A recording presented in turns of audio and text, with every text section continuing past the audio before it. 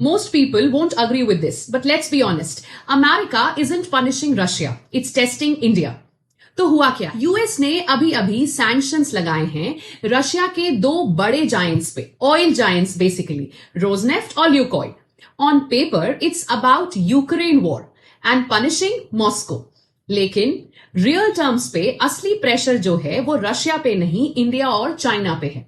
ये वो दो कंट्रीज हैं जो अभी भी रशियन ऑयल खरीद रही हैं despite the sanctions imposed by United States of America. फिर हिडन प्रेशर कैसे? ये ऐसे कि अब इंडियन रिफाइनर्स हर शिपमेंट ट्रिपल चेक कर रहे हैं. Ownership papers, insurance, banking routes, सिर्फ इसलिए ताकि यूएस के रूल्स ब्रेक ना हो जाएं.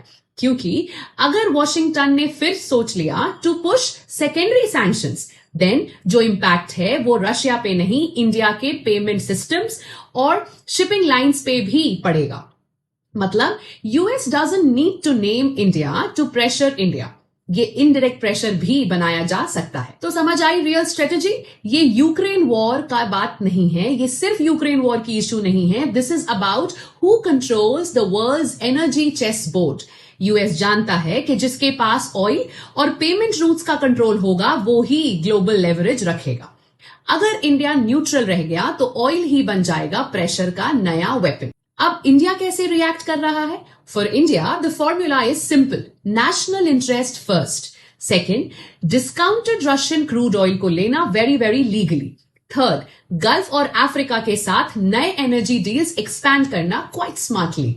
It's not about choosing sides. It's about securing भारत's energy future. Bharat के एनर्जी का फ्यूचर सिक्योर करना ज्यादा जरूरी है. सो अगर बिगर पिक्चर देखें तो यहां सबसे बड़ा ट्विस्ट है कि ये सैंक्शन सिर्फ ऑयल के बारे में नहीं है. ये एक रिहर्सल है for the next world order. आज यूएस ये मॉडल रशिया पे टेस्ट कर रहा है, ये देखने के लिए कि ग्लोबल ट्रेड पे कितना कंट्रोल बचा है. इंडिया बन गया केस स्टडी कि कैसे एक डेमोक्रेसी प्रेशर के अंदर रिएक्ट करती है. और कल यही स्ट्रेटेजी ट्रेड, करेंसी और एनर्जी को वेपन बनाकर चाइना के खिलाफ भी यूज हो सकती है. मतलब वर्ल्ड सोच रहा है ये सैंक्शन स्टोरी है, बट रियल में ये एक सिम्युलेशन है for who controls the 21st century. Hence, sanctions are indirect and the new weapons, silent, clean but devastating. Question ये नहीं कि ये किस कंट्री पे लग रहे हैं, सवाल ये है कि नेक्स्ट किस कंट्री का नंबर है.